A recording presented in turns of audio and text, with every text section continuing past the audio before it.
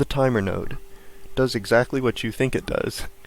It has three controls that also do what you probably think they do: start, pause, and resume. Loop controls if the timer loops, and you can set the duration here.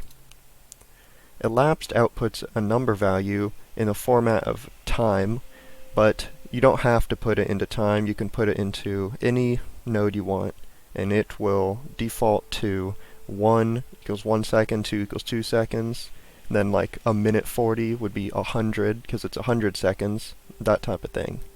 Progress is a number, but it's a percentage, and that's based on how long the duration is. So if the duration's a minute and you're at 30 seconds, it will output 50%, and so on.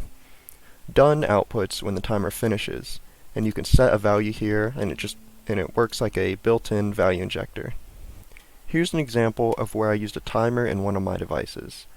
In my gun pack, I need to limit the rate of fire of this sniper rifle, so I use this group of nodes here, which includes a timer.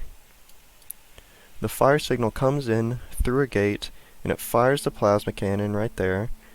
It goes through a relay and blocks the gate, and it activates a timer.